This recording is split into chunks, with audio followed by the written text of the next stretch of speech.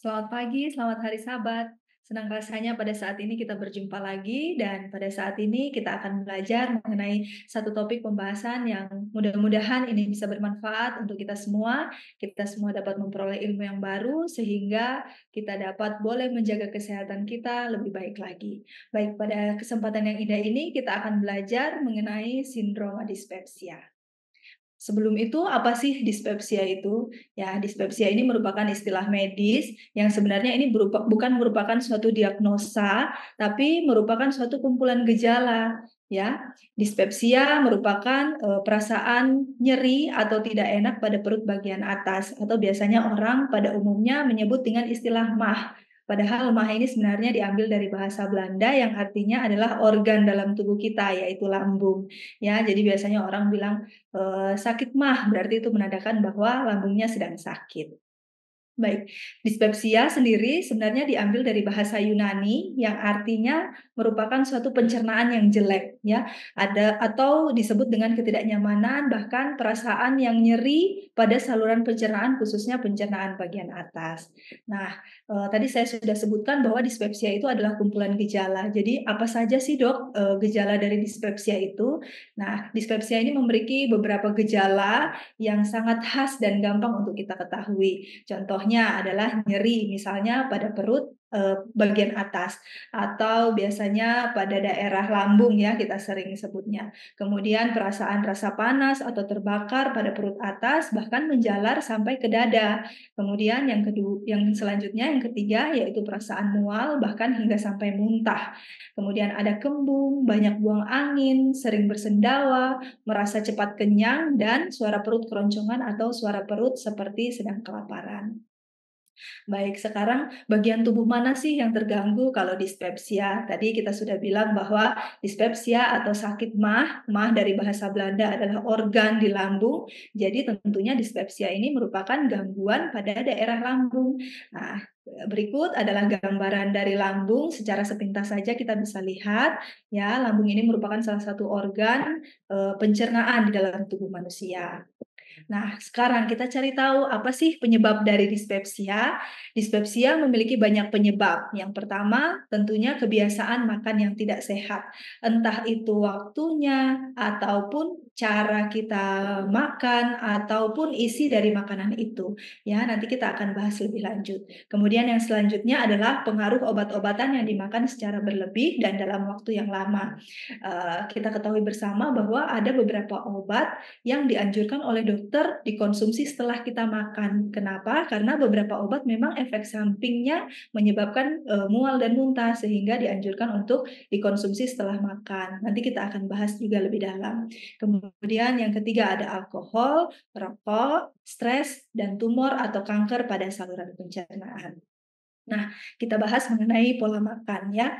Pola makan seperti kita ketahui bersama kalau kita orang yang sehat, yang tidak sedang sakit, pola makan yang dianjurkan sehari adalah cukup 2 atau sampai 3 kali sehari dengan jarak waktu yang sudah ditentukan minimal, kurang lebih 5 jam. Karena dalam waktu tersebut, lambung akan berusaha menyelesaikan pencernaannya dan, diberikan waktu untuk beristirahat sebelum dia akan bekerja kembali. Kemudian, usahakan pada saat kita makan dikunyah dengan benar ya.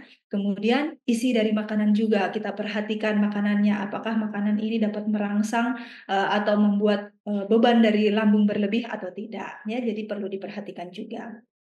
Nah, ini dia makanan dan minuman yang dapat menimbulkan iritasi pada lambung seperti cabe, ya, ada alkohol, ada cuka, dan juga ini bahan-bahan yang difermentasi, contohnya tape, ya, ini karena dapat menimbulkan iritasi pada lambung. Kemudian di sini kita bisa lihat juga ada gambar rempah-rempah, ya. Rempah-rempah ini sebenarnya apabila jumlahnya terlalu banyak dalam suatu makanan, maka akan memberatkan saluran pencernaan untuk dapat mencerna dengan baik sehingga dapat memperberat, kerja dari lambung tersebut yang akan menyebabkan perburukan dari suatu gejala dispepsia. Kemudian merokok.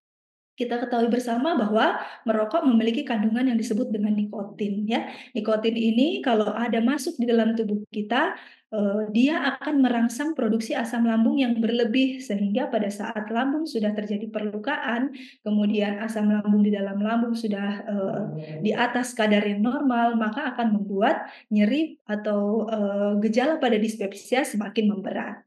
Nah, kemudian ini ada konsumsi obat-obatan tertentu, misalnya tadi, ini contohnya ya, obat pengurang nyeri. Biasanya obat, untuk mengurangi rasa nyeri, efek sampingnya tadi saya sudah sampaikan adalah, mual dan muntah.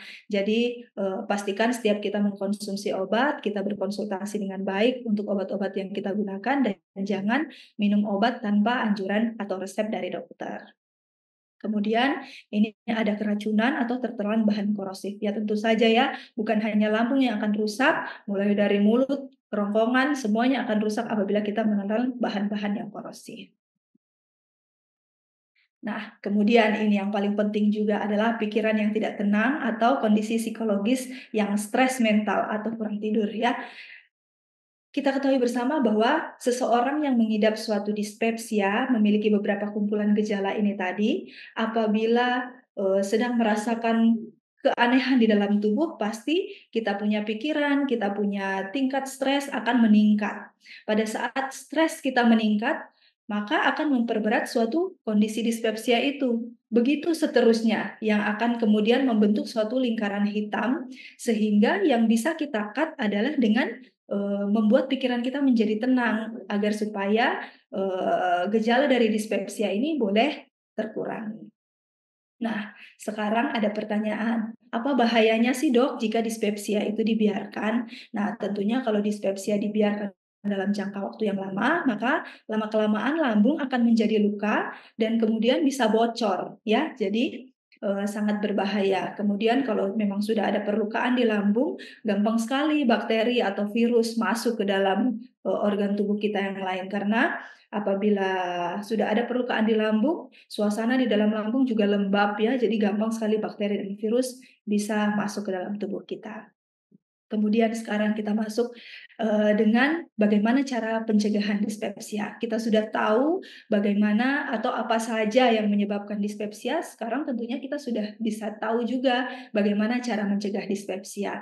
Yang pertama yaitu tentang, pola makan kita tadi ya, biasakan makan teratur dan kunyah makanan dengan baik.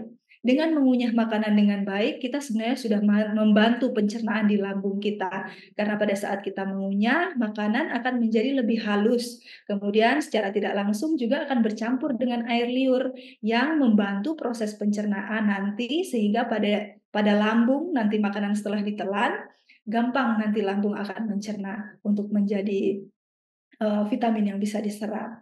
Kemudian yang selanjutnya adalah hindari makanan ataupun minuman yang merangsang seperti kopi, minuman bersoda, minuman beralkohol, dan juga makanan yang pedas ya, tadi sudah dibahas. Kemudian hindari juga rokok, karena kandungan rokok tadi yang dapat merangsang produksi asam lambung berlebih. Kemudian yang pasti hindari stres.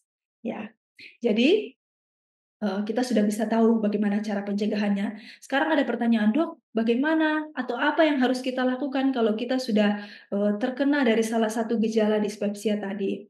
Tidak perlu, stres, khawatir, apabila saudara-saudara sudah merasakan, gejala-gejala yang sudah saya sampaikan tadi, maka segeralah untuk memeriksakan diri ke dokter, ya, agar dapat memperoleh penanganan yang baik dan juga yang tepat. Nah, sekarang apabila seseorang sudah mengidap atau sudah mengalami gejala yang sudah disebutkan tadi, bagaimana cara penanggulangannya? Nah, yang pertama, biasakan sajikan makanan pada waktu yang teratur dan dalam porsi yang kecil tapi sering. Jadi, saya tekankan pada pasien dengan gejala dispepsia, pola makannya sudah beda lagi dengan pasien yang masih sehat. Tadi saya katakan bahwa kalau masih sehat, kita perlu hanya 2 sampai 3 kali makan dalam sehari. Tapi kalau pasien dengan dispepsia, perlu kita makan, dengan porsi yang kecil namun sering, karena, membantu lambung agar tidak bekerja terlalu, hebat. Kemudian yang selanjutnya adalah menghindari makanan dan minuman tadi ya, seperti makanan yang asam, contohnya tape karena terfermentasi. Kemudian ada juga makanan yang bergas, dalam hal ini seperti kol ya. Kemudian hindari makanan-makanan yang pedas, kopi dan juga alkohol. Kemudian ada juga buah-buahan yang mungkin, bisa dikurangi apabila kita sedang mengidap, atau merasakan gejala dari dispepsia. Contohnya seperti jeruk ya, karena sifatnya asam, durian juga karena yang merupakan salah satu buah yang terfermentasi dan juga nangka. Kemudian ada juga beberapa sayuran yang mungkin bisa dikurangi, contohnya seperti kol dan pakis karena tadi sifatnya yang, menimbulkan gas. Kemudian yang selanjutnya adalah hindari stres atau ketegangan pikiran, ini sangat penting. Kemudian yang keempat adalah dengan melakukan aktivitas sesuai kemampuan sehingga meningkatkan keinginan tidur. Jadi apabila kita beraktivitas sepanjang hari, kita akan merasa lelah pada malam hari sehingga kita bisa istirahat dengan baik. Nah, yang selanjutnya adalah menekankan tentang pentingnya makan bagi tubuh kita. Mungkin ada beberapa orang yang yang menginginkan body yang ideal dengan tidak, makan, namun itu adalah cara yang salah. Tubuh tetap memerlukan nutrisi dengan asupan makanan yang kita makan sehari-harinya. Kita perlu mengatur pola makan dan jenis makanan yang kita makan. Penting sekali untuk kita menerima nutrisi dalam tubuh kita. Yang selanjutnya adalah pasien yang dengan, dispepsia atau gejala dispepsia, yaitu dengan memberikan makanan yang lunak untuk memudahkan tubuh untuk mencerna makanannya dan memudahkan lambung agar tidak bekerja terlalu hebat. Kemudian, mungkin ada pertanyaan juga, "Dok, kalau misalnya kita sudah mengalami dispepsia di rumah, apa yang harus kita lakukan, Dok?" Nah, jadi ada beberapa teknik yang bisa kita lakukan di rumah apabila tiba-tiba kita terserang, gejala-gejala tersebut ya. Yang pertama yaitu dengan teknik relaksasi. Tadi saya bilang jangan cemas, jangan takut ya. Teknik relaksasi sangat diperlukan dengan cara kita rileks.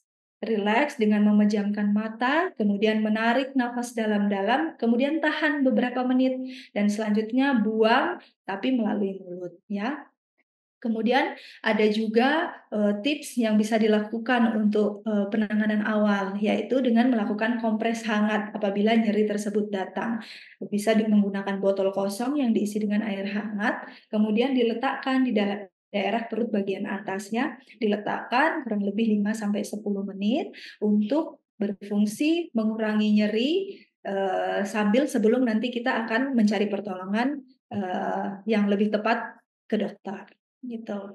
Jadi saya rasa demikian, semoga apa yang saya bagikan pada pagi ini dapat bermanfaat untuk kita semua boleh memperoleh, ilmu yang baru, kita bisa, sharing ke orang-orang yang berada di sekeliling kita, tidak hanya untuk diri kita sendiri, sehingga pelayanan Tuhan tidak terhambat, Tuhan datang kedua kali dapat dipercepat, nama Tuhan saja yang dipuji dan dibesarkan. Terima kasih, selamat pagi, selamat hari Sabat.